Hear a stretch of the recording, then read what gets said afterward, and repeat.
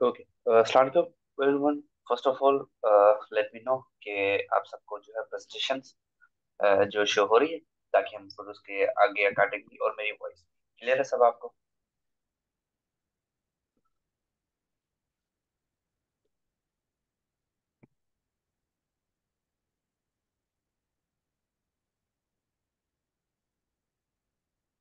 Okay, एक दो चीजें पहले मैं अनाउंस करता हुआ चलूं कि इस वीकेंड पे जो फिजिकल क्लासेस होनी है वो उसके लिए कोयटा के लिए है। और कोयटा के लिए जो क्लासेस का शेड्यूल है वो 8, 9, 10 मार्च, फ्राइडे सैटरडे संडे। मतलब मैं अगर कल यहाँ से कराची से निकलूंगा तो फ्राइडे की मॉर्निंग, सैटरडे और संडे। फ्राइडे की जो टाइमिंग है वो 11 से ऑनवर्ड होगी, क्योंकि मैं सुबह से पहुंचूंगा बेसिकली। तो 11 से ऑनवर्ड होगी, अनाउंसमेंट हो जाएगी। और सैटरडे वर्कशॉप भी है, और संडे भी जो है वर्कशॉप भी है, और क्लासेस भी है, और संडे सिर्फ क्लासेस है डिप्लोमा की। तो आपकी 3 फिजिकल क्लासेस होंगी, 4 4 4 घंटे, टोटल 12 घंटे, 12 से 15 घंटे की। 3 दिन की आपको लोकेशन, वेन्यू वगैरह डॉक्टर महेश आपको इसी ग्रुप में गाइड कर देंगे। डिप्लोमा के टोटली कोयटा से 5 6 बच्चे हैं।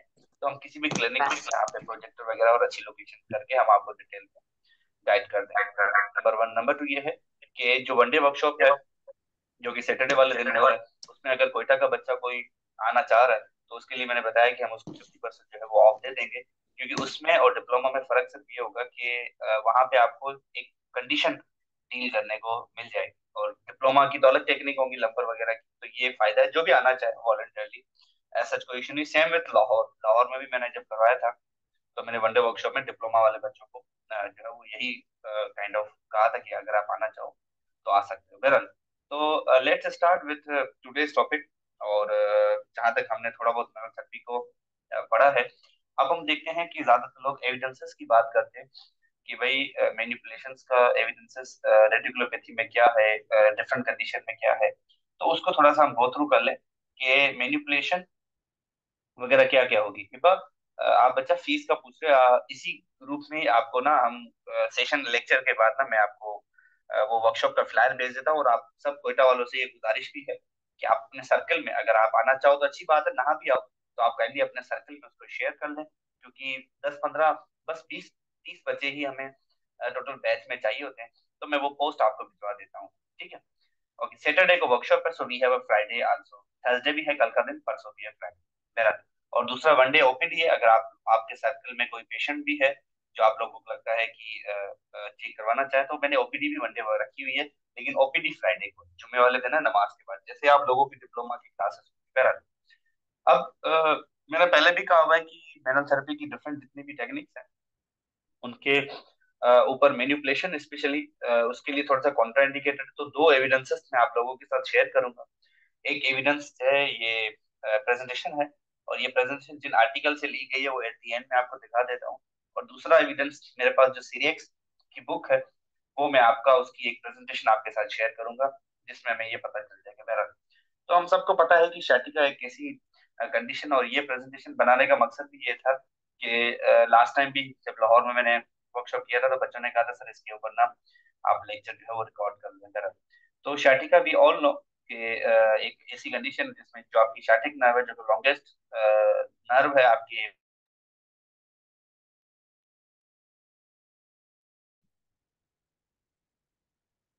ओके, यहाँ पे थोड़ा सा नेट का इंटरप्शन थी, तो kindly do let me know कि अब आप लोगों को वॉइस वगैरह आ रही है मेरी क्लियर कर।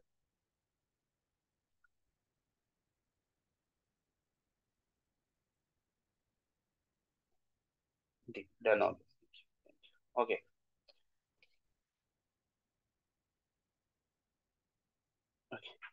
तो हम इसको थोड़ा सा गो थ्रू करते हैं कि sciatica जो है वो लॉन्गेस्ट नर्व है बॉडी में, जो कि L4 5 S 1 2 3 से निकलती है। और जिसका पेन मतलब sciatica मतलब simply irritation of the sciatic nerve की जब इरिटेशन हो जाती है। वॉइस नहीं आ रही असफन, आपको नहीं आ रही या सबको नहीं आ रही? मेरे बाकी बच्चों को वॉइस आ रही है मेरी?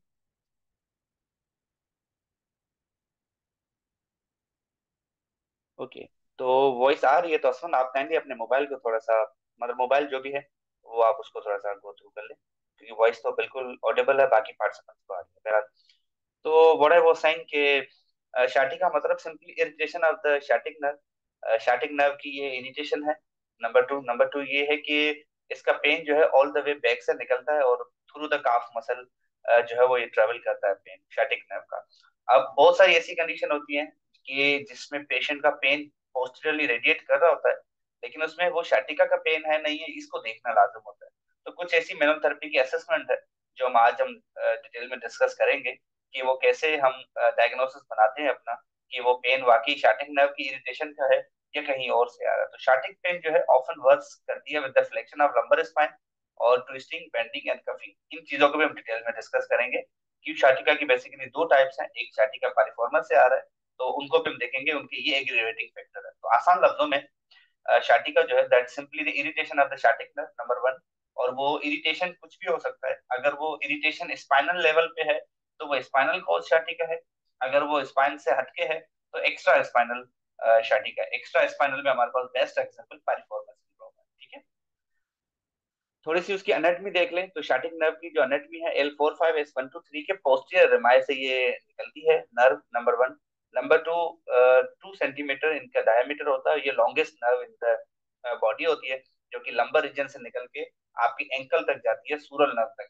कहीं पे इसकी डायरेक्ट सप्लाई है, कहीं पे इनडायरेक्ट है। लाइक नी तक ये डायरेक्ट सप्लाई करती है पोस्टीरियर थाई मसल को, लेकिन नी के बाद जो है ये इनडायरेक्ट ब्रांचेस के थ्रू लाइक टिबियल और फिबुलर, कॉमन फिबुलर नर्व और टिबियल नर्व में डिवाइड हो जाती है, तो उन मसल को ये इनडायरेक्ट सप्लाई देती है। तो डायरेक्ट मोटर फंक्शन जो है किन किन मसल्स को है, हैमस्ट्रिंग है और लोअर एक्सट्रीमिटी के आपके एडेक्टर ग्रुप ऑफ मसल है। इनडायरेक्ट मोटर फंक्शन, मोटर मतलब मस्कुलर सप्लाई और डर्मल मतलब स्किन सप्लाई। और इनडायरेक्टली किस किस को सप्लाई करती है, काफ, ये अपना काफ मसल्स हो गए या नी के जितने भी नीचे मसल्स हैं जिसमें काफ है, एंटीरियर लोअर लेग मसल्स हैं और कुछ इंटरसिनिक मसल फुट के, वो भी इसमें शामिल हो जाए। ये उसकी बेसिक एनाटमी है। अगर आप पिक्चर को थोड़ा सा गो थ्रू करें तो जहाँ पे पारिफॉर्मस मसल लिखा हुआ है ये इसके बिल्कुल पीछे से निकलती है। मतलब आप जब किसी को पोस्टीरियरली देखते हो और पोस्टीरियरली आप सारी चीज अगर उस बॉडी से हर चीज रिमूव कर दो तो आपको बेसिकली पीछे से सकरम दिखेगी। तो सकरम के एंटीरियरली पार्ट पे ये लगा होता है मसल, ओरिजिनेट करता है, इंसर्ट कहाँ करता है, ग्रेटर टॉन्सिल, और उसके बिल्कुल पीछे की तरफ से शाटिक फोरामिन से शाटिक नर्व निकलती है। अगर आपको एक ग्रीन और येलो कलर की स्ट्रक्चर दिखेगी तो जो येलो कलर की स्ट्रक्चर है ये पूरी सर्कल पे आपके पास शाटिक नर्व है। ठीक है, कुछ हम कॉजेस की तरफ बात करें तो यहाँ पे मेनली हम सिर्फ दो कॉजेस को डिस्कस करेंगे। अगर आपके पास सिर्फ स्पाइन से प्योरली शाटिका आ रही है तो वो स्पाइन का कोई भी कॉज हो सकता है। आपके पास स्टीनोसिस हो गया, हर्निएशन हो गया, स्पॉन्डिलोसिस थीसिस हो गया। स्पॉन्डिलोसिस थीसिस मतलब एक वर्टिब्रा का आगे की तरफ निकल जाना। मिसाल के तौर पे पहले L4 आएगा फिर L5 आएगा। अगर किसी भी इंसान में L4 का वर्टिब्रा एंटीरियरली डिस्प्लेस हो जाता है आपके एब्डोमिनल की तरफ, एंटीरियरली डिस्प्लेस हो जाता है with respect to the lower vertebra, उस कंडीशन को हम स्पॉन्डिलोसिस थीसिस कहेंगे। अगर वो आगे की तरफ डिस्प्लेस हो गया तो एंटीरियर लिस्थेसिस, अगर पीछे की तरफ डिस्प्लेस हो गया तो पोस्टीरियर लिस्थेसिस। मैं आपको एक सिंपल सा मिसाल देता हूँ कि लेट सपोज कि जब किसी का L4 L5 के मुकाबले में ज्यादा आगे की तरफ डिस्प्लेस हो जाए किसी भी ट्रामा या वजवात से, तो वो एंटीरियर लिस्थेसिस कहलाएगा। या L4 अगर पीछे की तरफ डिस्प्लेस हो गया तो वो पोस्टीरियर लिस्थेसिस आ गया। दूसरा स्पाइनल कॉजेस में आपके पास हर्निएटेड डिस्क है। हम सबको पता है कि डिस्क की पैथोलॉजीज होती हैं, प्रोट्रूजन होता है, बल्ज होता है, हर्निएशंस होते हैं। तीसरा स्पाइनल कॉजेस में कोई भी मेलिग्नेंसी मतलब कोई ट्यूमर, कोई एपिड्यूरल हेमाटोमा, जिस तरह एपिड्यूरल का इंजेक्शन लगता है तो अगर वो डायरेक्टली नर्व को लग जाए, या कोई ट्यूमर हो, मिसाल के तौर पे कोई बाहर का ट्यूमर हो जो कि स्पाइन लेवल पे हो, लाइक स्पाइनल टीबी भी एक इन्फेक्शन है। बाकी स्पाइनल स्टीनोसिस मतलब जब आपका जो स्पाइनल केनाल है वो नेरो होने लगता है किसी भी वजूहत से, जहाँ से स्पाइनल कॉर्ड गुजर रहा है, तो वो जो हॉल है, वो जो केनाल है, जब वो किसी भी वजूहत से छोटा होने लगेगा तो भी स्पाइनल कॉर्ड के ऊपर कंप्रेशन आती है। नॉन स्पाइनल कॉजेज में हम मेनली प्रीफॉर्मस सिंड्रोम को डिस्कस करेंगे। प्रेगनेंसी भी स्पाइनल लेवल पे होती है लेकिन फिलहाल हम सिर्फ प्रीफॉर्मस सिंड्रोम को डिस्कस करेंगे। ठीक है, अच्छा, एक वर्ड है क्लिनिकली मैनिफेस्टेशन। क्लिनिकली मैनिफेस्टेशन मैंने बहुत बार बताया हुआ है, मतलब क्लिनिकली प्रेजेंटेशन। एक हम प्रेजेंटेशन देते हैं, मिसाल के तौर पे एक हर बंदे की एक पहचान होती है, एक कंडीशन की भी उसी तरह पहचान होती है। तो जो शाटिक नर्व वाला पेशेंट होगा, उसकी कुछ क्लिनिकली इस तरह की पहचान होगी कि हम देख के बताएंगे कि इसकी क्लिनिकली प्रेजेंटेशन जो है ये है या ये है, मिसाल के तौर पे। तो वो क्या क्या है उसको हम देखेंगे। तो क्लिनिकल मैनिफेस्टेशन में सबसे पहले आएगा कि शाटिक नर्व जहां जहां से गुजर रही है उस लेवल पे उसको शदीद शार्प शूटिंग पेन होगा। तो पेशेंट कंप्लेन यही करेगा कि मुझे करंट की तरह जो है पेन निकल रहा है, और जो जो मेरा लंबा जो शाटिक नर्व का नर्व रूट है, कमर से लेके काफ मसल तक, वो बताएगा। तो पहला पेन क्या होगा, पहली सिम्टम क्या होगी कि रेडिकुलर पेन होगा उसको। Distribution of the sciatic nerve जहां जहां से गुजर रही होती है उस लेवल पे उसको लंबर पेन, रेडिकुलर पेन होगा। फिर जब हम उसको सेंसरी एग्जामिनेशन आप लोग करोगे तो सेंसरी इंपेयरमेंट में मिलेगी। जैसे कि आपके सामने पिक्चर, अगर आप इसको थोड़ा सा डिटेल में देखो तो एक हमारे पास डर्माटोम होता है, एक हमारे पास मायोटोम होता है। डर्माटोम मतलब कि डर्माटोम खुद क्या है कि area of skin supplied by a single spinal nerve. मैं आपको सिंपल मिसाल दूं कि राइट साइड पे अगर आपके सामने पिक्चर छपी हुई है, यहाँ पे लिखा हुआ है L1 to L3 S1। ये सब क्या है, ये बता रहा है कि ये हिस्सा स्किन का L2 सप्लाई करती है। मतलब इस स्किन में कहीं पे भी अगर कोई स्किन का एरिया में कहीं पे भी स्किन का कोई प्रॉब्लम है, स्किन का प्रॉब्लम क्या है, सेंसेस का ना आना, और उसको टच फील ना होना, उसको ठंडा गर्म फील ना होना, तो ये लॉस ऑफ ये सेंसरी लॉस है। तो इस अगर एरिया में हो रहा है तो ये L2 जिम्मेदार है, उस एरिया में हो रहा है तो L3 जिम्मेदार है, जैसे कि आपके सामने पिक्चर जितनी भी छपी हुई। तो मतलब area of skin supplied by a single spinal nerve जो है वो आपका डर्माटोम कहलाता है। और किसी भी वजह से अगर किसी का सेंसरी लॉस होता है मिसाल के तौर पे, तो उस एरिया में हमें वो पता होना चाहिए इसका डर्माटोम कहाँ है। जैसे कि एक और आपके सामने पिक्चर छपी हुई है कि एंकल को अगर आप देखोगे तो लेटरल साइड सारा एंकल का S1 सप्लाई करता है। तो अगर किसी के ये कहे कि मुझे एंकल में जो लास्ट मेरा डिजिट्स हैं, जो छोटी फिंगर है मेरी लिटिल डिजिट ही है, और उसके साथ दरमियानी मतलब डेढ़ जो फिंगर्स है मेरी पैरों की, वहां पे मुझे स्किन सप्लाई नहीं हो रहा, तो हमारा जहन जा सकता है कि शायद इसका S1 अफेक्टेड हो। तो बहरहाल बहुत सारी होती है। और मायोटोम क्या होता है, मायोटोम मतलब area of muscle supplied by spinal nerve. जब जितना जितना मसल आपका जो है वो जिन नर्व से सप्लाई होगा, हम नाम उस हिसाब से देंगे, लेकिन उसको चेक करने का दूसरा तरीका है। क्योंकि अगर किसी नर्व कोई मोटर नर्व है जो मसल को सप्लाई कर रही है और मोटर लॉस हो जाए तो वो मसल वर्क नहीं करेगा। हमारे पास बेस्ट एग्जांपल पैरालिसिस है। पैरालिसिस में क्या होता है कि जिन मसल्स को जो सप्लाई दे रही है नर्व, वो उसका मोटर नर्व हो जाता है। एक सिंगल स्पाइनल नर्व दो डिवीजन देती है, एक सेंसरी एक मोटर। मोटर मसल मसल को सप्लाई करेगी और सेंसरी स्किन को सप्लाई करेगी। और मसल को चेक करने के लिए हम सिर्फ उसकी मूवमेंट कराते हैं। मिसाल के तौर पे अगर मिसाल दे रहा हूँ कि L4-5 जो मोटर नर्व है मिसाल के तौर पे, तो वो पूरी टांग के मसल्स हैं। तो वो L5 अलग मसल को सप्लाई कर रहा है, L5 किसी को, S1 किसी को। तो वो मसल्स काम करने छोड़ देंगे तो हमें अंदाजा हो जाएगा कि ये मसल जो है वो काम नहीं कर रहा। This is how we just make a sense. तो सेंसरी इंपेयरमेंट या लॉस में हमें क्या पता चलेगा कि वो ठंडा गर्म टिंगलिंग सुन हो जाएगा, उसको फील नहीं होगा। और मोटर लॉस में क्या होगा, वो मसल काम नहीं करेगा। तो अगर मसल डेड हो जाएगा तो हम कहेंगे यार ये तो पैरालिसिस है, और अगर मसल वीक है तो हम कहेंगे पैरासिस है। तो किसी भी मोटर नर्व अगर थोड़ी सी हल्के लेवल पे इम्पिंज हुई है लेकिन पूरी कंप्लीटली पैरालिसिस नहीं हुई, तो पैरालाइज नहीं हुई, तो वो मोटर लॉस, वो वीकनेस कहलाएगा, मोटर पैरासिस कहलाएगा। जिस तरह हम एमएमटी में ग्रेड वगैरह चेक करते हैं पैरा। और बाकी क्लिनिकली मैनिफेस्टेशन में हमें मसल वीकनेस मिल सकती है, रिफ्लेक्सेस। अब जाहिर सी बात है अगर उसकी सेंसरी लॉस भी है तो वहां पे रिफ्लेक्सेस भी गायब होंगे। और गेट डिसफंक्शन इस सेंस में भी डिस्टर्ब हो सकता है कि जाहिर सी बात है एक पेशेंट को अगर राइट साइड की या लेफ्ट साइड की शाटिका है तो वहां पे वो पूरा वजन नहीं दे पाएगा। जब वो पूरा वजन नहीं देगा तो ऑटोमेटिकली वो पूरा का वजन अपोजिट साइड पे देगा, उस पे जो अफेक्टेड है उस पे कम वजन देगा। जब कम वजन देगा तो ऑब्वियस बात है उसका गेट पूरा डिस्टर्ब हो जाएगा। तो उसे हम कहेंगे गेट डिसफंक्शन। वैसे हम इसको एंटल्जी गेट कहेंगे इस एबनॉर्मल गेट को, कि पेन की वजह से अगर कोई बंदा पूरा वजन ना दे तो वो एंटल्जी गेट कहलाता है। अगर राइट है उसका अफेक्टेड तो वो लेफ्ट पे देगा, अगर लेफ्ट है तो वो पूरा राइट पे देगा। ओके, आगे बढ़ते हैं। अब हमारे पास वो पेशेंट आ तो गया, अब हमने उसको टेस्ट करना है। तो दो से तीन चीजें हैं। पहले मैं आपको पहले क्लियर करता हुआ चलूं कि शाटिका में ना दो तीन किस्म के अलामात है। एक पेशेंट आपके पास आता है, वो कहता है कि मुझे पोस्टीरियरली पेन तो उसका आपके पास है ही है, ठीक है, लेकिन वो पेन अगर घुटने से नीचे नहीं जा रहा तो भी वो शाटिका का पेन नहीं है। शाटिका का पेन हमेशा घुटने से नीचे जाएगा। एक चीज इसको भी हमने मद्देनजर रखना होता है।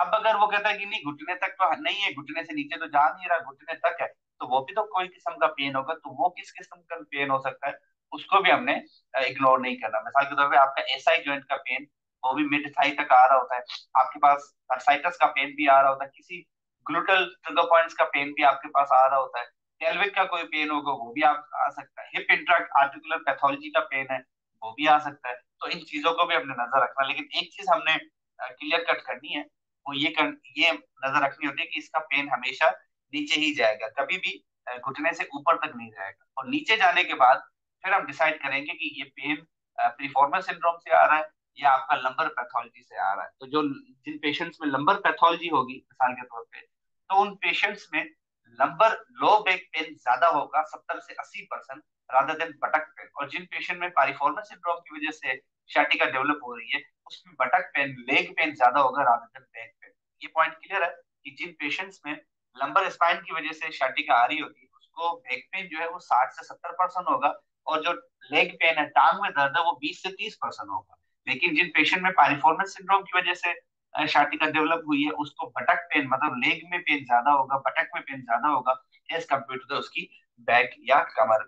ठीक है, अब एक पेशेंट आपके पास आ जाता है, अब आप उसको इवोल्यूट करना चाहते हो कि भाई अब हमने इसको इवोल्यूट करना। तो इवोल्यूशन में आपके पास 2 से 3 तरह की टेस्ट है।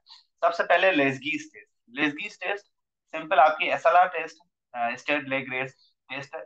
उसमें थोड़ी सी मॉडिफिकेशन करके आप एडअप कर सकते हैं। मिसाल आप सिंपली उसको कहते हैं भाई एसएलआर परफॉर्म करते हो, तो एसएलआर हम सबको पता है कि उसकी पेनफुल आर क्या होगी, कि 0 से 30 डिग्री में अगर पेन आ रहा होता है तो आप कहते हो कि ये ड्यूरल मेम्ब्रेन का पेन है। 30 से 60 में पेन है तो शाटिका का पेन है, हमारा फोकस शाटिका पे होगा। और 60 से ऊपर है तो किसी भी other pathology, SI joint pathology या और कोई पेन हो सकता है। मिसाल तो हमने फोकस 30 से 60 में कर। अब अगर एक पेशेंट आपके पास आया, आपने 30 से 60 में उसको पेन डायग्नोस किया कि भाई इसको तो 30 से 60 में पेन भी हो रहा है, तो जैसे ही लेग वो एलिवेट करता है तो क्या पता वो हैमस्ट्रिंग का पेन भी हो। तो बहुत सारी चीजों को नजर रखना होगा। तो जैसे ही वो 30 to 40 डिग्री परफॉर्म करता है, आप वहां पे एंकल डोर्सिफिकेशन ऐड करते हैं। जैसे ही आपने उस एसएलआर में एंकल डोर्सिफिकेशन ऐड किया, अब उस टेक्निक का नाम पड़ गया बो स्ट्रिंग टेस्ट। आपके सामने 3rd नंबर पे पॉइंट लिखा हुआ है बो स्ट्रिंग टेस्ट। तो ये चीजें हमने एडअप करनी होती है। अगर आप एंकल डोर्सिफिकेशन नहीं कर रहे, उसको सिंपली एसएलआर करा दियो, तो वो भी आपके पास असेसमेंट टूल है। ऐसा नहीं कि वहां से नहीं पता चलेगा, वहां से भी पता चल सकता है। लेकिन आप उसमें एंकल डोर्सिफिकेशन ऐड करोगे, उसका पेन एलिवेट कर जाएगा, वो कहेगा कि पेन तो मेरा बढ़ रहा है, और वही तो क्योंकि आप तो असेस कर रहे हो। उसी तरह करके बाकी जो बाकी चीजें ब्रिगार्ड टेस्ट है या जो अदर टेस्ट है, उसमें आप एंकल डोर्सिफिकेशन के साथ बाकी चीजें ऐड करते हो। आप इंटरनल रोटेशन ऐड करते हो, एक्सटर्नल रोटेशन ऐड करते हो, फिर एसएलआर कराते हो, और भी बहुत सारी मॉडिफिकेशन होती है। बस मकसद सिर्फ ये है कि जब भी हम एसएलआर परफॉर्म करते हैं और पेशेंट का पेन अगर शार्प शूटिंग रेडिएट करे, वो कहे कि भाई मुझे तो करंट की तरह पेन बाकायदा कमर से निकला और all the way calf muscle, पिनी के मसल्स तक गया, then you can think about कि यार ये तो शायद नर्व का पेन है। लेकिन जो मस्कुलर पेन होगा वो रेडिएट नहीं करेगा, मसल का पेन रेडिएट नहीं करता, जहां जहां पे मसल है वहां तक जा सकता है, शार्प शूटिंग नहीं होगा। Number 1 thing. नंबर 2 दूसरा ये भी होता है कि जैसे आप एसएलआर परफॉर्म करते हो और पेशेंट को अगर पेन होने लगे, तो आप फौरी तौर पे उसके थाई को प्रेस कर सकते हो। जो पेशेंट में नर्व का पेन होगा, उसको थाई को प्रेस करने से पेन उसका बढ़ेगा नहीं, ठीक है, क्योंकि बढ़ेगा सॉरी, अगर नर्व का पेन है। लेकिन जिन पेशेंट में मसल्स का पेन होगा, उसका जैसे ही आप प्रेस करोगे तो वो कहेगा कि यही पेन है जिस जो आपके सामने है। लेकिन अगर थाई में प्रेस करने से उसका पेन शूट करे, रेडिएट करे काफ मसल तक, क्योंकि ये तो ऑब्वियस बात है ना कि थाई का पेन आपको काफ मसल तक तो नहीं जाएगा, हैमस्ट्रिंग का पेन। Number 1 thing. तो जैसे ही आप उसके थाई को प्रेस करते हो और पेन अगर रेडिएट करे काफ मसल तक, तो आप कंक्लूड कर सकते हो कि ये तो कोई नर्व इन्वॉल्वमेंट है।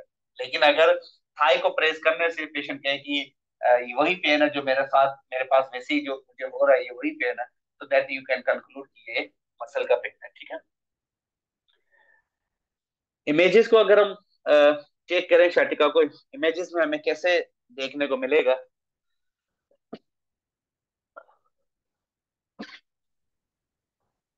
एक सेकेंड,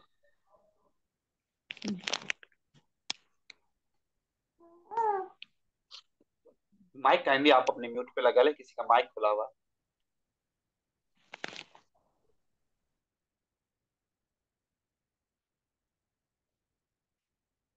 ओके, अब हम थोड़ा सा एमआरआई को रीड करें, फिर आपका जो भी क्वेश्चन होगा वो वेलकम, फिर मैं आपको एविडेंसेस दिखा देता हूँ।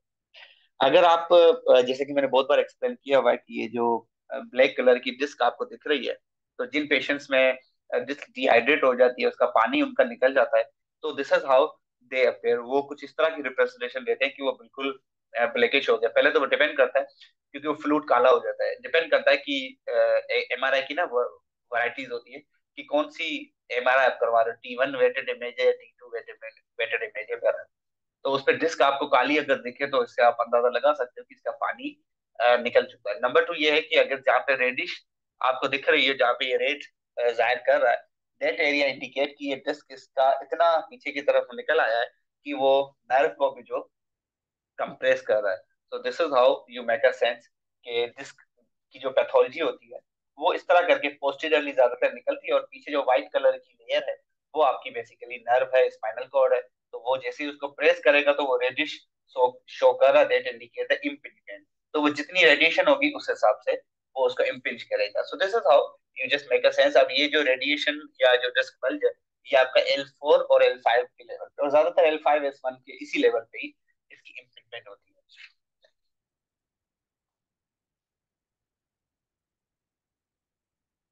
अब हम उसके शॉर्ट मेडिकल मैनेजमेंट की बात करें, क्योंकि इसको मैंने बिल्कुल मुख्तसर बनाया हुआ है। तो पहली प्रायोरिटी, शाटिका वाला पेशेंट ऑब्वियसली मेडिसिन खाएगा। तो पहले तो हमने ये देखना है कि वो पाइरिफॉर्मस सिंड्रोम है या शाटिका है, लेकिन पहली प्रायोरिटी वो मेडिसिन को ही देगा। मसल रिलैक्सेंट, ओपियोइड, एनसिड वगैरह जो भी वो लेना चाहे वो जाहिर सी बात है ले रहा होता है। ओके, मैं आपको अपना मैनुअल थेरेपी या फिजिकल थेरेपी के जो ट्रीटमेंट पार्ट है उसको एक्सप्लेन करूंगा। सबसे पहले पेशेंट को फिजिकली एजुकेट करना होता है कि भाई ये आपकी शाटिका अगर है, तो अगर आप बिना मेडिसिन के ट्रीट कराते हो तो ये प्रिकॉशन आपने करनी होगी, इतने हफ्ते चलेगा, इतना दिन चलेगा। ये सारा उसको गाइड करना लाजिम है, वरना वो उसको इग्नोर करेगा। वो कहेगा भाई दो दो हफ्ते कौन बर्दाश्त करे, मैं इंजेक्शन लगवा लेता हूँ, मैं मेडिसिन खा लेता हूँ। वो एक बात की बात है। तो पेशेंट एजुकेट करना आप लोगों ने लाजिम है।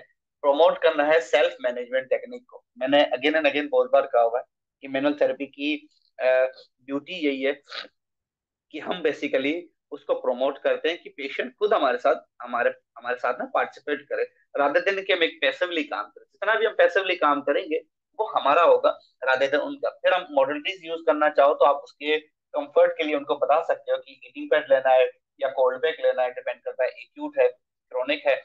अवॉइड करना है, किस चीज की अवॉइडेंस करनी है, वो एक्टिविटी जो आपको इम्पिंज करती है। लेट सपोज शटका अगर प्रीफॉर्मर सिंड्रोम से आ रही है, तो वो पेशेंट ज्यादा बैठ नहीं पा रहा होगा क्योंकि ज्यादा सिटिंग की वजह से उसका पेन एग्रीवेट कर रहा है। और अगर लंबर पैथोलॉजी से आ रहे हैं तो ज्यादा देर खड़ा नहीं हो पाएगा। तो ये फैक्टर जितने भी एग्रीवेटिंग है, पेशेंट को हमने बोलना है कि भाई थोड़ा सा आप जो है उसको अवॉइड करो।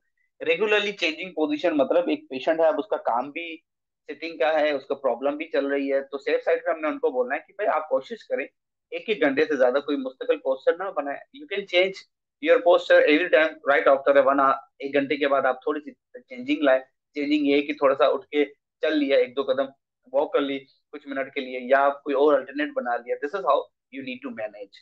एंड लास्टली, आप गुड इरेक्ट जो उसका पोस्चर है, जो उसके लिए फ्यूचर के लिए बेस्ट है। जिस तरह मैं आपको एक मिसाल दूं कि जो साइड लाइन पोजीशन होती है, जो अफेक्टेड एक्सट्रीमिटी होती है, उसको अगर आप ऊपर रखो, मिसाल के तौर पे किसी को राइट साइड की शाटिक है, तो उसको बोलो लेफ्ट साइड पे, साइड लाइन लेफ्ट या लेफ्ट हिप के ऊपर।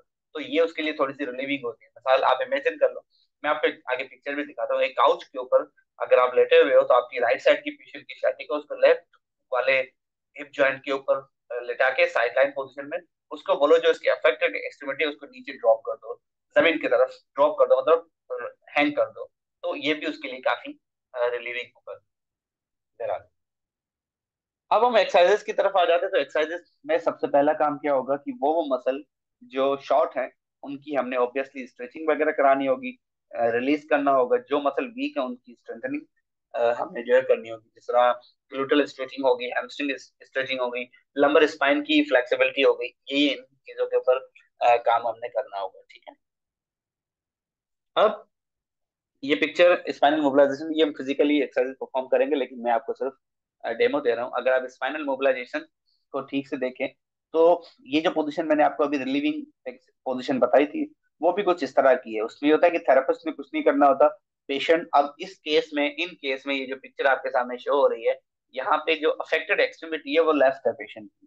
सही है। तो लेफ्ट है तो उसको हमने राइट हिप पे लेटा कर लेफ्ट आर्म को नीचे ड्रॉप कर दिया। अगर आप लेफ्ट आर्म को नीचे ड्रॉप कर दोगे तो ये इसके लिए थोड़ा सा रिलीविंग होगा, क्योंकि वो थोड़ा सा उस फोरामेन को वक्ती तौर पे ओपन कर देता। This is how you make a sense.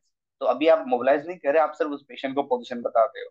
जब आपने इसके ऊपर मोबिलाइजेशन करनी होती है, मैनिपुलेट करनी होती है, तो मोबिलाइजेशन में अगर आप पिक्चर देखो तो जो राइट हैंड है थेरेपिस्ट का, मेरी पिक्चर है बेसिकली, तो जो मेरा हैंड है राइट साइड, वो उसके पेल्विस से उसको कोन ही नहीं लगा रहा, फोर आर्म के थ्रू उसको मजीद अपनी तरफ एंटीरियरली टिल्ट, एंटीरियरली पेल्विस को लेके आ रहा है, ताकि लंबर पे थोड़ी सी उसको मोबिलाइजेशन आए। और जो मेरा लेफ्ट हैंड है बेसिकली, वो शोल्डर को आगे की से रेजिस्ट करा। यही टेक्निक मैनिपुलेशन भी होगी और इसी में हम मोबिलाइज भी करते हैं। ठीक है।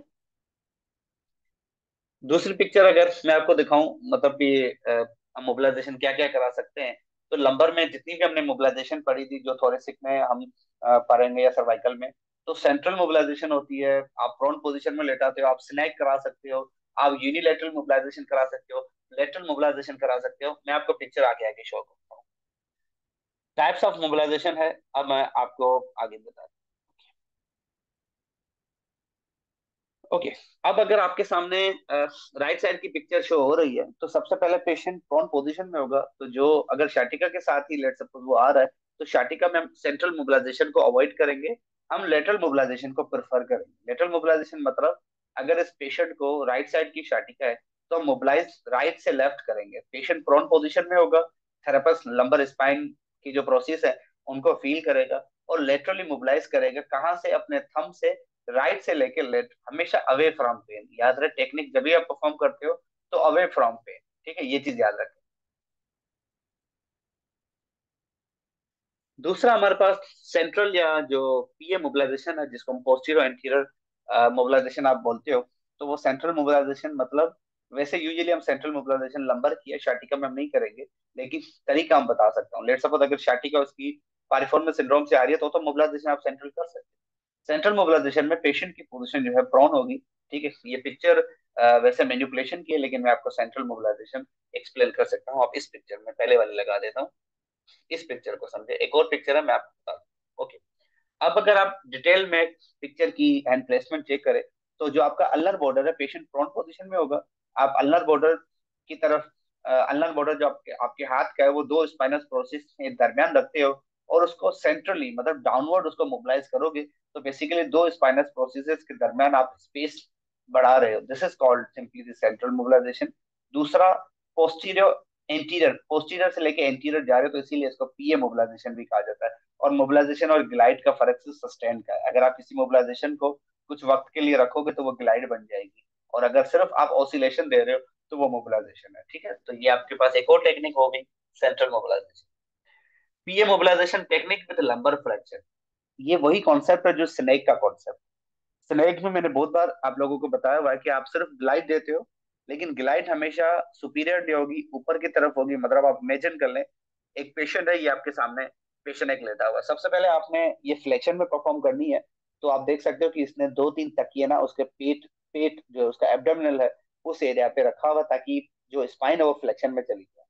फिर दूसरा, वो उसको मोबिलाइज कर रहा है। अगर सिर्फ आप मोबिलाइज कर रहे हो, मिसाल के तौर पे, तो फ्लेक्शन में लेटा के आप सिर्फ वही सेंट्रली मोबिलाइज करें, जिसको पीए मोबिलाइजेशन का नाम है। लेकिन टेक्निक का नाम क्या होगा कि पीए मोबिलाइजेशन विथ लंबर इनफ्लेक्शन। तो ये आपके पास स्नैग नहीं है, आप सिर्फ उसको मोबिलाइज कर रहे हो, क्योंकि स्नैग में हम सस्टेन करते हैं, ग्लाइड को सस्टेन करते हैं और मूवमेंट एक्टिवली होती है। ठीक है, ये चीज क्लियर होनी चाहिए। तो ये टेक्निक जो आपके सामने पिक्चर है, ये क्या है? ये पीए मोबिलाइजेशन है या सेंट्रल मोबिलाइजेशन है, लेकिन लंबर किसमें? फ्लेक्शन में। तो लंबर को पहले फ्लेक्शन में जाने के लिए आपने उसके एब्डोमिनल एरियाज में दो तकिए प्लेस करने। अब स्पाइन जो है वो लंबर फ्लेक्शन में चली गई। अब आप उसको अगर मोबिलाइज करोगे तो ये पीए मोबिलाइजेशन कहलाएगी। इसके बाद फिर मोबिलाइजेशन विथ मूवमेंट, जो कि ब्रांड मोलिगन की टेक्निक्स है, उसको भी मैं आपको बताता हूँ कैसे होंगी।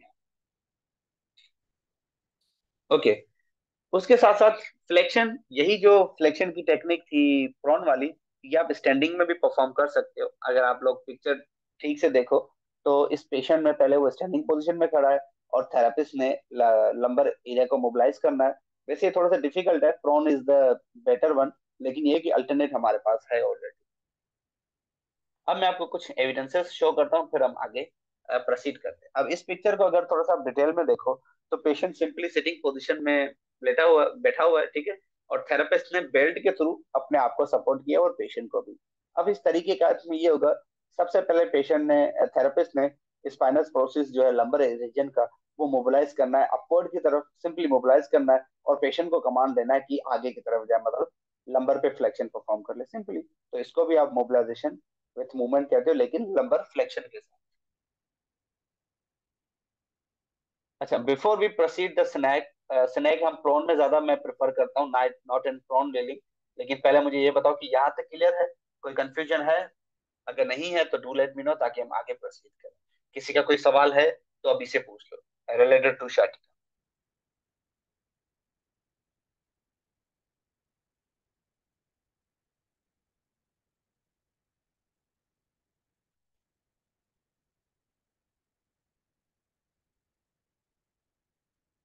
कोई क्वेश्चन नहीं है किसी का शाटिका से रिलेटेड? असेसमेंट एग्जामिनेशन में कोई सवाल है तो पूछ लो।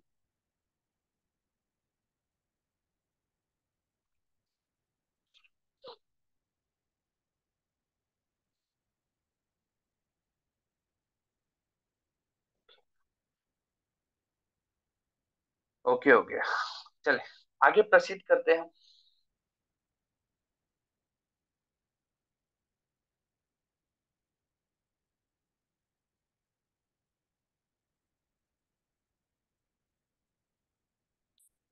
हाँ, रेडिकुलोपैथी में हम दे सकते हैं, लेकिन एक एक चीज का बस ख्याल रखें कि जिस तरह की रेडिकुलोपैथी है फातिमा, आप उसको अपोजिट पे दे सकते हो। कैसे? अगर राइट साइड की रेडिकुलोपैथी है, मिसाल इसी पेशेंट को मोबिलाइज करोगे तो प्रोन में लेटा के आप राइट साइड की रेडिकुलोपैथी है तो राइट से लेफ्ट मोबिलाइज करोगे, उससे हम कहेंगे लेटरल मोबिलाइजेशन, लेकिन राइट टू लेफ्ट। उसी पेशेंट को, राइट साइड की रेडिकुलोपैथी वाले पेशेंट को लेफ्ट साइड वाले हिप पे लेटा के आप फिर लेटरल मोबिलाइजेशन साइड लाइन में भी दे सकते हो। लेकिन रेडिकुलोपैथी में एक और टेक्निक भी आती है, SMWLM, वो भी हम परफॉर्म करते हैं। तो टेक्निक बहुत सारी है, लेकिन always perform away from pain, ठीक है। सर, जब ये पेशेंट को साइडलाइन में तो मोबिलाइजेशन करते वक्त थ्रस्ट निकालने का पेन नहीं होगा। देखिए, थ्रस्ट तो असल मैंने बताया नहीं। मैंने ये मोबिलाइजेशन की टेक्निक है, I didn't talk about the manipulation yet. वो जो थ्रस्ट है, वो थ्रस्ट कॉन्ट्रा इंडिकेटेड है एक्यूट रेडिकुलोपैथी में। मैं अपने हर प्रोग्राम में कहता हूँ कि मैनिपुलेशन में थ्रस्ट रेडिकुलोपैथी में कॉन्ट्रा इंडिकेटेड है, इसीलिए मैंने अभी तक थ्रस्ट का जिक्र नहीं किया। मैंने सिर्फ बताया था कि स्पाइनल मोबिलाइजेशन वाली जो पोजीशन है वही मैनिपुलेशन की पोजीशन है। तो जब हम इंशाल्लाह परसों मुलाकात करेंगे और इसको फिजिकली देखेंगे, तो मैं उधर भी यही बताऊंगा कि मैनिपुलेशन में थ्रस्ट बेसिकली कॉन्ट्रा इंडिकेटेड है। इसी के एविडेंसेस के लिए मैंने आपको ये प्रेजेंटेशन दिखाना चाहता हूँ। ये बुक से ली गई है और मैं आपको एट दिखाता हूँ, ठीक है। उसके बाद है कि अगर दोनों तरफ शाटिका है तो, अच्छा, अगर दोनों तरफ गिना शाटिका है, तो हम देखते हैं कि पोजीशन ऑफ लीस्ट डिस्कम्फर्ट कौन सी है। मिसाल, दोनों तरफ की शाटिका आपके स्पाइनल स्टीनोसिस में मिलती है कि सेंट्रल सर्कम्फरेंशियल डिस्क बंच की वजह से बायलैटरल शाटिका है। तो उसमें हम साइडलाइन को प्रेफर नहीं करते, लेकिन पेशेंट से ये पूछ सकते हैं कि आपकी तकलीफ किस तरफ ज्यादा है, किस तरफ कम है। तो जिस तरफ कम है उस तरफ आप उसको लेटा दो, लेकिन अगर दोनों तरफ इक्वल निकले तो आप उसको प्रोन में लेटा के लेटरल मोबिलाइज कर लो और दूसरा ट्रैक्शन दे दो। This is how you can manage, ठीक है। और किसी का कोई क्वेश्चन?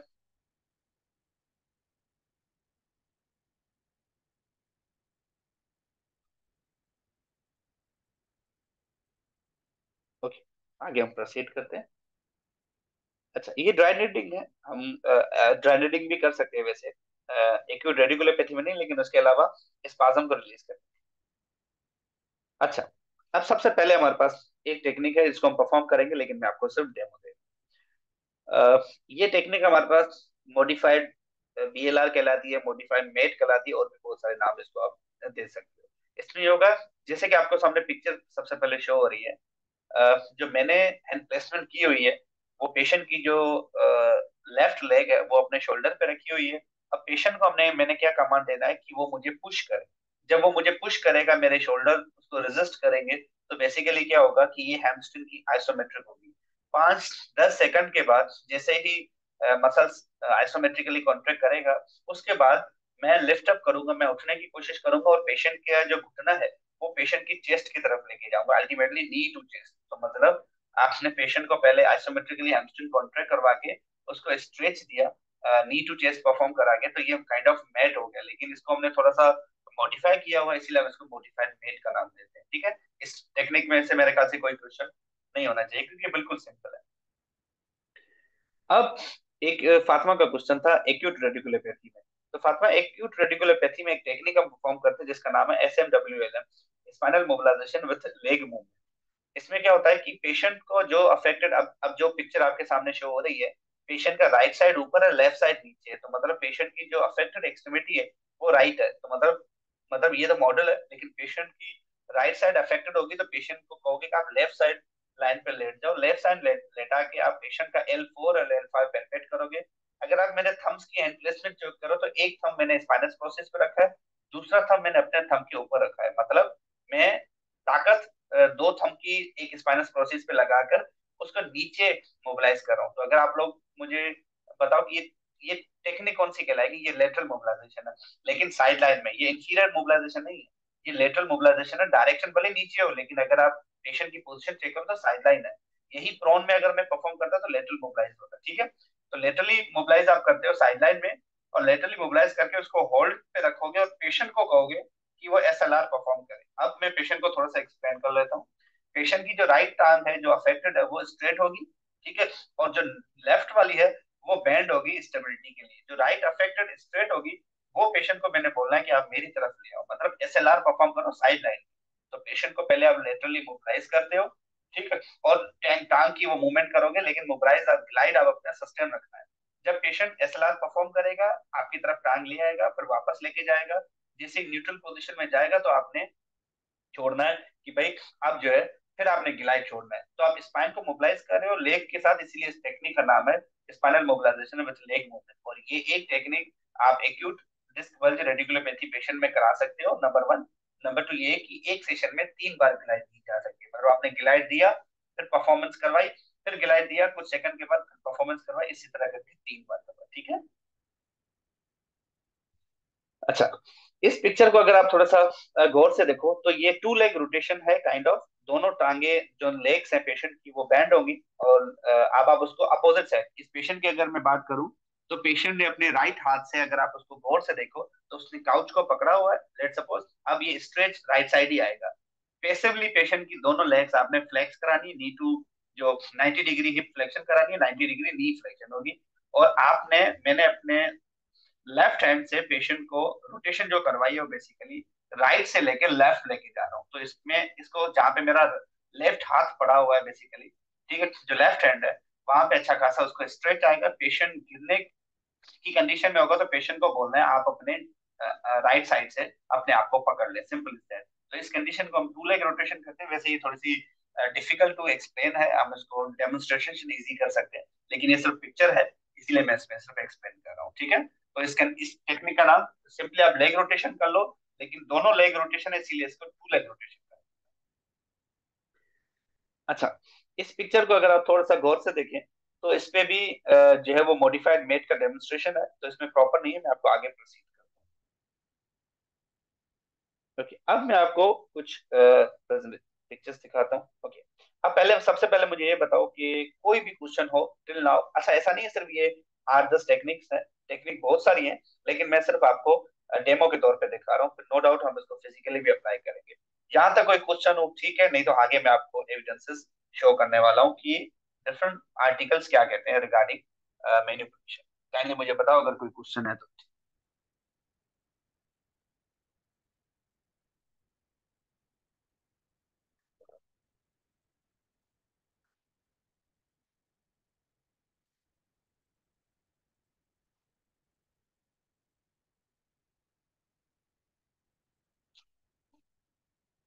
कोई क्वेश्चन नहीं है, ऑल ओके, सब क्लियर है।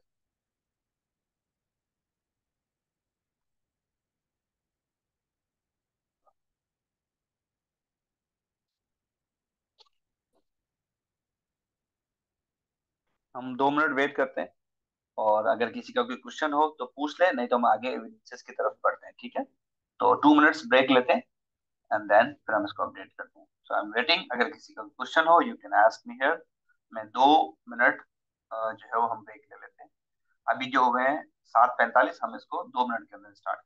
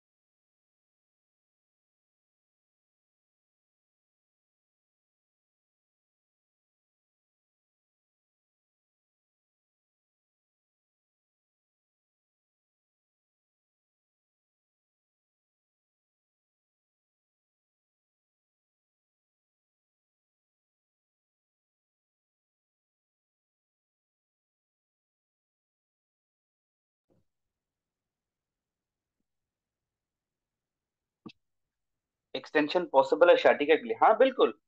देखो असलन डिपेंड करता है कि शार्टिका आ कहाँ से रही है। अब अगर किसी बंदे की शार्टिका डिस्क बल्ज से आ रही है, तो डिस्क बल्ज हम सबको पता है कि मोस्ट कॉमनली पोस्टीरियरली होता है डिस्क बल्ज। तो उस पेशेंट में एक्सटेंशन, जो मैकेंजी एक्सटेंशन है, वो तो प्रेफरेबल है। एक्सटेंशन तो बिल्कुल पॉसिबल। एक्सटेंशन सिर्फ पेनफुल होगी अगर स्पाइनल स्टीनोसिस है। स्टीनोसिस में पेशेंट एक्सटेंशन में हमेशा कंप्लेन करता है कि मुझे पेन है। बाकी कोई भी पेशेंट की कंप्लेन हो, स्टीनोस एक्सटेंशन में उसको पेन नहीं होगा, नंबर वन थिंग। दूसरा सवाल है कि अगर किसी को टेलबोन पेन है तो उनका ट्रीटमेंट। यार अब जो टेलबोन है तो बच्चा वो एक अलग प्रोटोकॉल हो गया, ठीक है। टेलबोन कहाँ से आ रहा है, कॉक्सीडाइना है, लंबोसेक्रल एंगल है, तो वो एक अलग प्रोटोकॉल है। मतलब टेलबोन डायरेक्टली बोन का पेन है या किसी और वजह से, तो एक वो अलग फैक्टर हो जाएगा, ठीक है। और जहां तक S I G affected due to disc bulge then perform, नहीं, S M W L M का एस आई जे से कोई ताल्लुक नहीं है। हाँ वो अलबत्ता उसको मोबिलाइज करता है, मतलब चला सकता है, लेकिन उसका ट्रीटमेंट से उसका कोई ताल्लुक नहीं। एस आई जे का प्रोटोकॉल ही अलग है बेसिकली। तो और दूसरा एस आई जे जो सैक्रोइलिएक जॉइंट डिसफंक्शन है, वो डिस्क की वजह से बहुत ही कम होता है। आप simply S M W M को ऐसे याद रखो कि एक्यूट डिस्क बल्ज है L45S L45 पे या L5S1 पे, तो प्योरली परफॉर्म करो। देखो L5S1 का डिस्क बल्ज और SIJ सैक्रोइलिएक जॉइंट डिसफंक्शन दो अलग अलग कंडीशन है, तो उसको मिक्सअप ना करो। अगर डिस्क बल्ज है L4 L5 पे या L5S1 पे, SMWLM प्रेफरेबल है अगर एक्यूट कंडीशन में आता है। सिंपल इज दैट, ठीक है। सर इट इज इम्पोर्टेंट, ये क्वेश्चन मिस हो गया। What is that? Okay, is it important कि मोबिलाइजेशन हमेशा लेटरली? नहीं, लाजमी नहीं है। मोबिलाइजेशन की इतनी टाइप्स है, सेंट्रल है, सुपीरियर है, इंफीरियर है, यूनिलेटरल है। वो तो डिपेंड करता है कि हमने कौन सी देनी है। हाँ, अगर आप SMWLM में पूछ रहे हो कि मोबिलाइजेशन हमेशा लेटरल हो, तो ऑलवेज लेटरल, क्योंकि अगर वो टेक्निक आपने अप्लाई करनी है तो मोबिलाइजेशन लेटरल। इसके अलावा कोई और टेक्निक कर रहे हो तो मोबिलाइजेशन उस हिसाब से।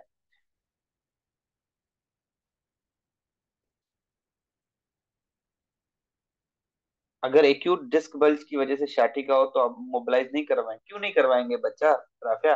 अभी अभी हमने यही तो पढ़ा है कि जो SMWLM की टेक्निक है, spinal mobilisation with leg movement है, वो एक्यूट sciatica में तो करा था। किसने कहा कि हम 5 डेज के लिए नहीं कराएंगे? Number one thing. Number two ये है कि डिस्क बल्ज की पैथोलॉजी पे डिपेंड करता है कि उसकी पैथोलॉजी क्या है बेसिकली। अगर वो बिल्कुल PIVD है, पोस्टीरियर इंटरवर्टिब्रल डिस्क बल्ज है, तो हम ऐसी बात है, मोबिलाइजेशन तो दूर की बात, हम कुछ भी नहीं कराएंगे।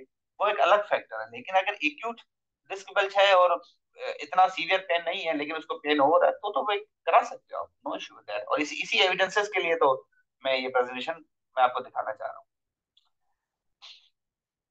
डिस्क बल्ज एक्यूट बिल्कुल पॉसिबल है, बट सर मोस्टली पेशेंट को SIJ का पेन होता है due to disc bulge.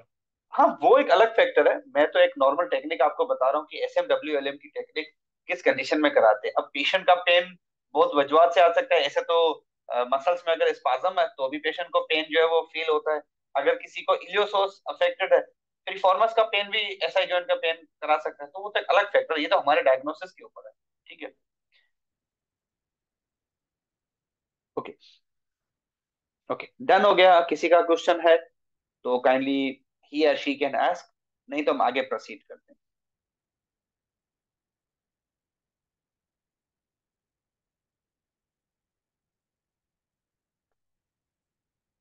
Okay, there is no question I feel. Okay, अब ये स्लाइड अगर आप लोगों को शो हो रही है, तो ये जो पिक्चर है, स्लाइड है, ये मैंने बुक से ली है। और मैं कोशिश करूंगा अगर ये मुझे बुक सॉफ्ट कॉपी में मिल गई तो मैं प्रोवाइड कर दूंगा। अब इस पे आप क्लियर क्लियर कट जो है वो मैनिपुलेशन के जो इफेक्ट्स हैं वो आप रीड कर लें। अब आप मैं आपको रीड करके बताता हूँ। The mechanical effects of mobilization slash manipulation include the restoration of tissue extensibility and the range of motion of hypomobile joint। इसमें कहीं नहीं लिखा कि डिस्क बल्ज को उसने वापस कर देना है।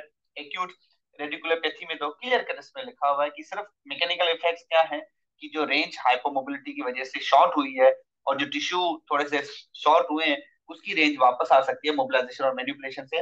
मैं शुरू से डे वन से ये कहता हूँ, मोबिलाइजेशन की सिर्फ एक इंडिकेटर इंडिकेशन है हाइपोमोबिलिटी, दूसरी क्या है, माइल्ड पेन। यही पॉइंट आपको ये बुक भी कह रहा है। ठीक है। एविडेंस किस चीज को सपोर्ट करता है? The evidence to support the mechanical effects of mobilisation slash manipulation can be divided into the studies that shows that mobilization slash manipulation can increase the range of motion, वही point हो गई, and animal studies that examine how the joints and connective tissue respond to immobilization। बहरहाल वो second point है। Second paragraph पे आ जाओ। The effect of a single thoracic thrust manipulation study किया गया था 78 एसिम्प्टोमेटिक सब्जेक्ट्स के ऊपर, जिसको रैंडमली असाइन किया गया था थ्रस्ट मैनिपुलेशन के लिए। बहरहाल, तो उसमें अगर हम देखें तो रिजल्ट हमें क्या मिला, आप ये पैराग्राफ पढ़िएगा। thoracic thrust manipulation was associated with an increase in range of motion, but no improvement in noted in other two groups। बाकी जितने भी ग्रुप थे उनमें नहीं, सिर्फ एक ग्रुप में फायदा दिया, लेकिन उसमें भी सिर्फ रेंज हमें मिली। ठीक है। उसके बाद फिर जिन लोगों ने ये स्टडी की, used a biomechanical advice to measure a segmental thoracic stiffness before and after application of manipulation. Stiffness को भी रिमूव किया गया, लेकिन किसी में भी ये नहीं लिखा गया कि उसका जो डिस्क बल्ज है, जो डिस्क हर्निएशन है, वो कम हुआ। This is called the evidence. दूसरी तरफ अगर पैराग्राफ देखो, आपके पास ये भी बुक की प्रेजेंटेशन है, बॉक्स नंबर चेक करो तो उस पर भी मैकेनिकल इफेक्ट लिखे हुए हैं। अब मैं आपको दूसरा एविडेंस शो करता हूँ। कैरोपिक treatment of the sciatica symptom. अगर sciatica की इतनी सिम्टम्स में ट्रीटमेंट कर रहे हो, तो कोई एक सिम्टम अगर ठीक हो गई मिसाल के तौर पर, तो डजंट मीन कि sciatica ठीक होगी। sciatica की बहुत सारी सिम्टम्स हैं। टाइप ऑफ द कैरोपिक थेरेपी प्रोवाइडेड डिपेंड करता है cause of the patient sciatica। ये देखिए क्लियर कट लिखा हुआ है कि टाइप ऑफ द कैरोपिक थेरेपी जो आप प्रोवाइड करते हो, जो कैरोप्रैक्टर प्रोवाइड करते हो, वो डिपेंड करता है पेशेंट की sciatica कौन सी है। मिसाल, एक पेशेंट की sciatica प्रीफॉर्मस सिंड्रोम है, उसकी आप लंबर मैन्युपुलेशन करते हो, पेशेंट को रिलीफ मिल गया, इसका प्रीफॉर्मस सिंड्रोम से क्या ताल्लुक? Simple is that, common sense है, उसका कोई ताल्लुक नहीं है। लेकिन अगर उसका sciatica लंबर स्पाइन से आ रहा, तो आप मैन्युपुलेट नहीं कर सकते। यही चीज मैं अगेन एंड अगेन करता हूँ कि भाई मैन्युपुलेशन हाईली कॉन्ट्राइंडिकेटेड है, लेकिन एट सम एक्सटेंट वो थोड़ा सा रिलीफ देती है, लेकिन उस थोड़े से रिलीफ को आप ट्रीटमेंट कंसीडर ना करो। एक चीज याद रखो, पेशेंट की सेटिस्फेक्शन हमारा ट्रीटमेंट नहीं है, हमारा ट्रीटमेंट एविडेंस बेस्ड ट्रीटमेंट होना चाहिए, ठीक है। सो अकॉर्डिंग टू जिन लोगों ने ये स्टडी की है, 60% ऑफ द पेशेंट जिनको शाटिका थी, जो फेल हुए अदर मैनेजमेंट, जिनमें मेडिकल मैनेजमेंट काम नहीं कर रहा था, उनको स्पाइनल मैनिपुलेशन से फायदा हुआ at some degree. Clear cut लिखा हुआ, to the same degree as they underwent the surgical intervention of 40% left unsatisfied, उसमें से 40% अनसेटिस्फाइड रहे। Simple is that. तो मैं एक और आपको एविडेंस शो करता हूँ। दूसरा लिटरेचर है, एविडेंस ये भी शो करता है कि जो स्पाइनल मोबिलाइजेशन है, जो अभी अभी हमने परफॉर्म की, spinal mobilisation with leg movement and progressive inhibition of neuromuscular structure, they are individually effective in management of lumbar radiculopathy. अब आप इस लिटरेचर पूरे में मुझे बताओ, मैनिपुलेशन का वर्ड है नहीं है। उन्होंने क्लियर कर दिखाया कि स्पाइनल मोबिलाइजेशन हो या स्पाइनल मोबिलाइजेशन की जो लेग मूवमेंट है, they are individually very effective. मतलब progressive inhibition of neuromuscular structure, PNF, वो अलग पेशेंट में हो, वो भी रेडिकुलोपैथी में हो सकती है, और एसएमडब्ल्यूएलएम भी हो सकती है। कहीं पे भी मैनिपुलेशन का वर्ड नहीं है, ठीक है। आगे बढ़ते हैं, दूसरा लिटरेचर देखते हैं। Use of functional manual therapy and strengthening programme में result in positive outcome. Manipulation का वर्ड है नहीं, क्लियर कट लिखा हुआ, functional manual therapy and strengthening programme, core stability वगैरह में result in positive outcome related to the pain and functional disability in a patient with acute onset of low back pain and sciatica pain। Clear कर, ये आपके पास तीसरा evidence आ गया। चौथा एविडेंस चेक करें। Manual therapy is preferable to a chronic pain to reduce the pain intensity and disability in subject with chronic low back pain and disc degenerative change। So this is how evidence submit, कहीं पे भी manipulation का word नहीं लिखा हुआ। ये references है जहां से मैंने जो है ये प्रेजेंटेशन निकाली है, ये आर्टिकल्स हैं। आप इन आर्टिकल्स को पढ़ो तो आप लोगों को पता चल जाएगा। अब आप ऊपर वाला आर्टिकल देखो जिसपे लिखा हुआ है कि टू मैनुअल थेरेपी की टेक्निक्स हम लंबर रेडिकुलोपैथी में अप्लाई करते हैं। ये एक आरसीटी है, रेंडमाइज कंट्रोल ट्रायल है, जो कि डिफरेंट लोगों ने की होगी, ठीक है। अब मैनुअल थेरेपी की कौन सी टेक्निक है लंबर रेडिकुलोपैथी में, ये मैंने आपको स्पाइनल मोबिलाइजेशन बताई और एसएमडब्ल्यूएलएम बताई। इसका आर्टिकल पढ़ना चाहो तो आप ये एज इट इज लिखो गूगल पे, आपको मिल जाएगा। दूसरा नंबर आर्टिकल चेक करो, use of functional manual therapy and strengthening programme, ये केस रिपोर्ट है। उसके बाद नीचे पढ़ना चाहो तो ये भी देख लो कि एक तरफ हम स्पाइनल मोबिलाइजेशन कराते हैं और एक तरफ कन्वेंशनल मैनुअल थेरेपी कराते हैं। कन्वेंशनल फिजियोथेरेपी मतलब ट्रेडिशनल, ये आपका जो नॉर्मल स्ट्रेचिंग स्ट्रेंथनिंग है, इस तरह करके। So this is how you find the basically evidences, और ये लिटरेचर बेस्ड है, ठीक है। यहाँ तक क्लियर है सबका?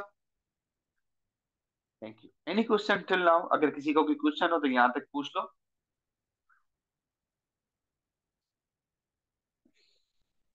अब मेरे ख्याल से ये एविडेंस यहाँ तक क्लियर है कि भाई मैनिपुलेशन जो है वो कॉन्ट्राइंडिकेटेड है रेडिकुलोपैथी में। तो अगर किसी की नर्व इम्पिंज है, रेडिकुलोपैथी हो रही है, तो मोबिलाइजेशन और मैनुअल थेरेपी को प्रेफर करो रादर देन मैनिपुलेशन। सिर्फ थ्रस्ट ना दो, थ्रस्ट की भी कुछ टाइप्स है। मिसाल के तौर पे किसी को प्रिफॉर्मेंस सिंड्रोम की वजह से शार्टिक है, उसके लंबर पे आपने अगर थ्रस्ट दे दिया तो कोई मसला नहीं है। तो इन चीजों का बस ख्याल रखो, ठीक है। तो काइंडली अगर किसी का कोई क्वेश्चन है, कोई मिसकॉन्सेप्ट है, तो मुझसे डिस्कस कर लें, वरना हम इस शार्टी को ऑन एंड ओवर करते हैं। और लास्टली लास्टली यही अनाउंसमेंट है कि जो कोयटा का वर्कशॉप है वो सैटरडे वाले दिन होगा। और अगर डिप्लोमा वाला बच्चा ज्वाइन करना चाहे तो डॉक्टर महेश से राब्ता कर ले, मैं उसका नंबर आपको दे देता हूँ, वो आपको डिटेल समझा देंगे। वर्कशॉप डिप्लोमा वाली क्लासेस के बाद होगा, ठीक है, number one thing. Number two, जो वर्कशॉप है वो आपका शार्टी का मैनेजमेंट के ऊपर है, और जो डिप्लोमा अलग है, ठीक है। अगर किसी का क्वेश्चन है तो आप लोग पूछ लो, मैं 2 मिनट।